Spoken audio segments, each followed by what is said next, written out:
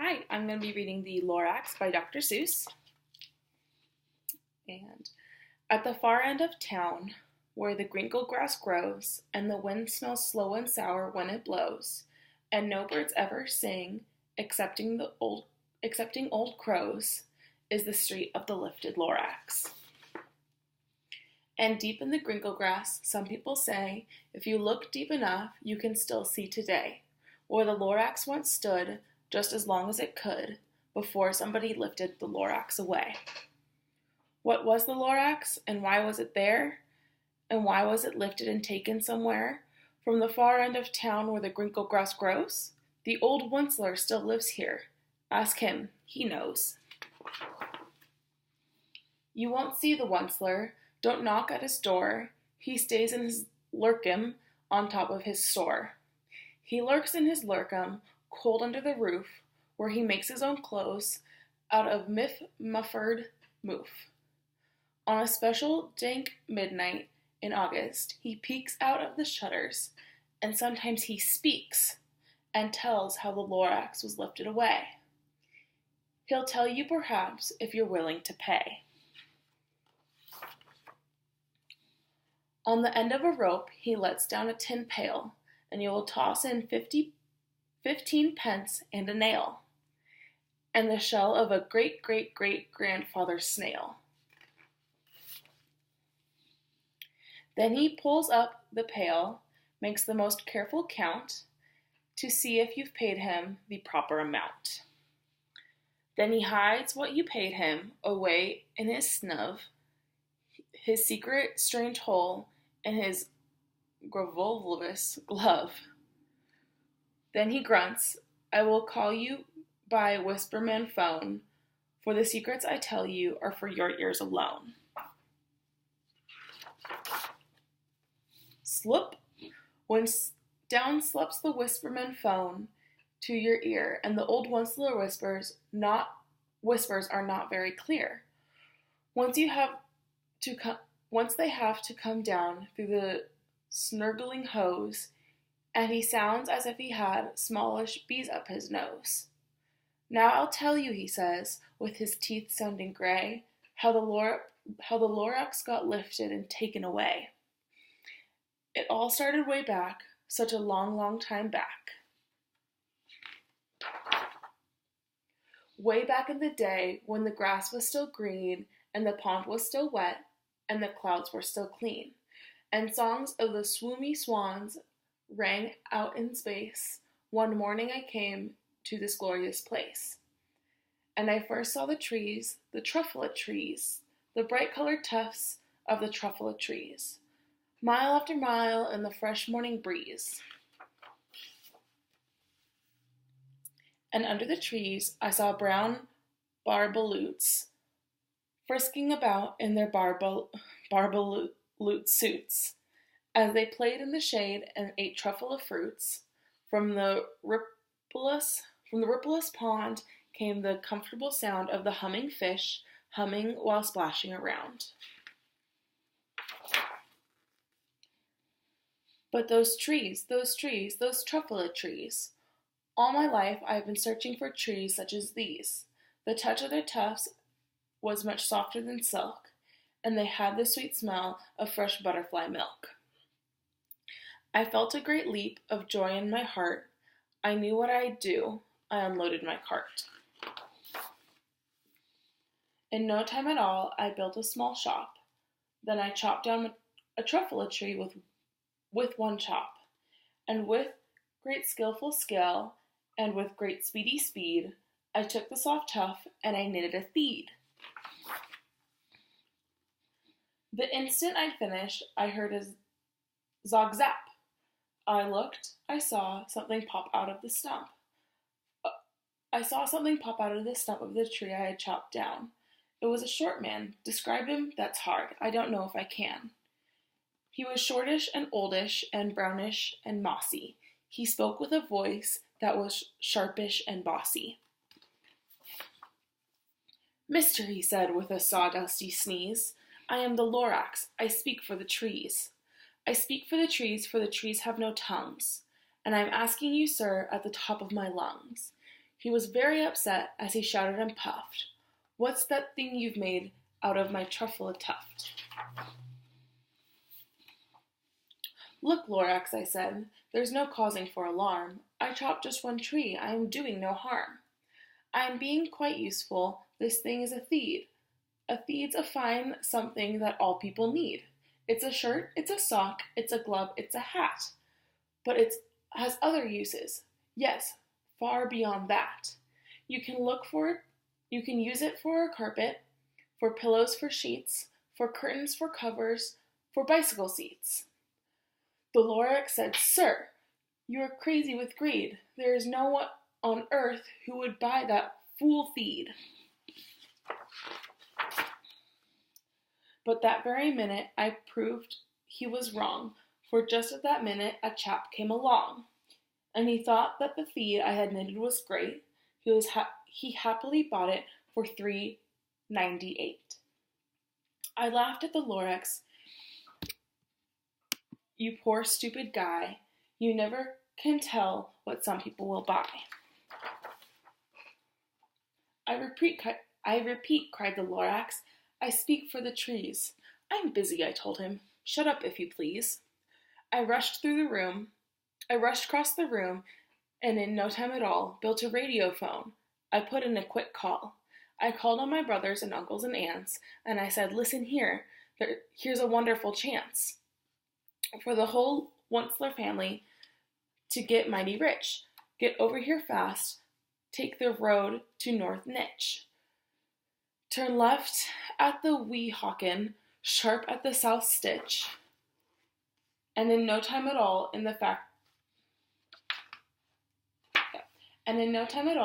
factory I built, the whole Onceler family was working full tilt. We were all knitting theeds, just as busy as bees, to the sound of chopping of truffle trees. Then, oh baby, oh, how my business did grow. Now chopping one tree at a time was too slow. So I quickly invented my super axe hacker, which I whacked off 4 truffle trees in one smacker. We were making theeds 4 times as fast as before, and that Lorax, he didn't show up anymore. But the next week, he knocked on my new office door. He snapped, "I am the Lorax who speaks for the trees, which you seem to be chopping as fast as you please. But I'm also in charge of the brown barbaloots, who played in the shade in their barbalote suits, and happily lived eating truffle of fruits. Now, thanks to you, or thanks to your hacking my trees to the ground, there's not enough truffle of fruit to go around. And my poor barbaloots are all getting the crummies because they have gas and no food in their tummies. They loved living here, but I can't let them stay. They'll have to find food, and I hope that they may. Good luck, boys," he cried as he sent them away. I, the Onceler, felt sad as I watched them go. But business is business, and business must grow, regardless of the crummies and tummies, you know. I meant no harm, I truly did not, but I had to grow bigger, so bigger I got. I biggered my factory, I biggered my roads, I biggered my wagon, and I biggered the loads. And I biggered the loads of the theeds I shipped out. I was shipping them forth to the south, to the east, to the west, to the north. I went right on biggering, selling more needs, and I biggered my money, which nobody needs, which everyone needs. Then again he came back. I was fixing some pipes when the old nuisance Lorax came back with more gripes. "I'm the Lorax," he coughed and whiffed. He sneezed and snuffled. He snarled and sniffed. "Onceler," he cried with a querulous croak. "Onceler, you're making such smogulous smoke. My poor swony swans, why, they can't sing a note. No one can sing who has smog in their throat." "And so," said the Onceler, "please pardon my cough. They cannot live here, so I am sending them off." "Where will they go?" "I don't hopefully know. They may have to fly for a month or a year to escape from the smog you smogged up around here.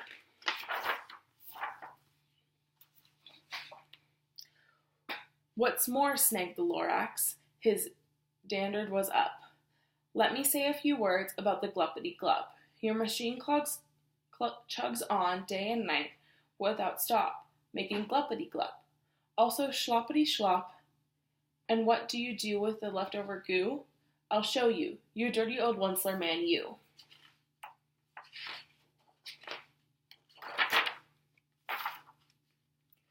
You're glumping the pond where the humming fish hummed.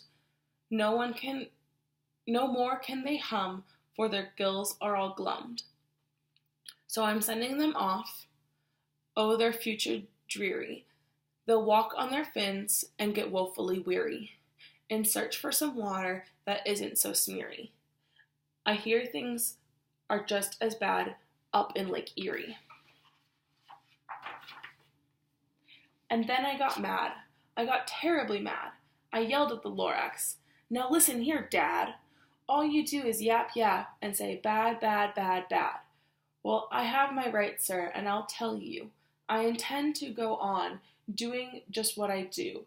And for your information, you Lorax, I'm figuring on biggering and biggering and biggering and biggering. Turning more tuffla trees into thneeds, which everyone needs.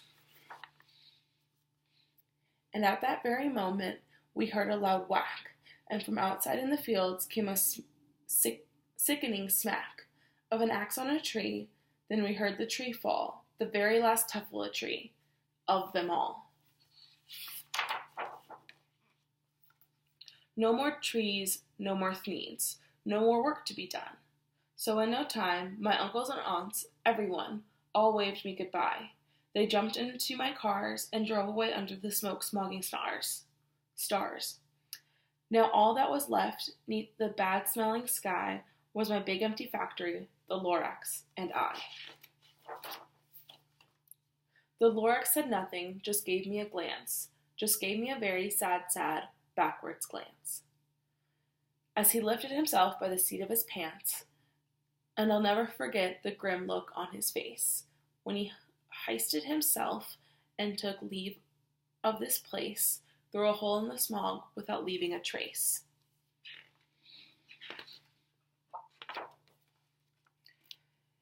And all that the Lorax left here in this mess was a small pile of rocks with one word, unless. Whatever that meant, I just couldn't guess. That was long, long ago, but each day since that day, I sat here and worried away. Through the years, while my buildings have fallen apart, I worried about it with all of my heart. But now, says the Onceler, now that you're here, the word of the Lorax seems perfectly clear. Unless someone like you, who cares a whole awful lot, nothing is going to get better. It's not. So catch, calls the Onceler. He lets something fall. It's a tuffla seed. It's the last of all. You're in charge of the last tuffla seed, and tuffla trees are what everyone needs. Plant a tuffla. Treat it with care. Give it clean water and feed it fresh air. Grow a forest. Protect it from axes that hack, when the Lorax and all of his friends may come back. The end. Thanks.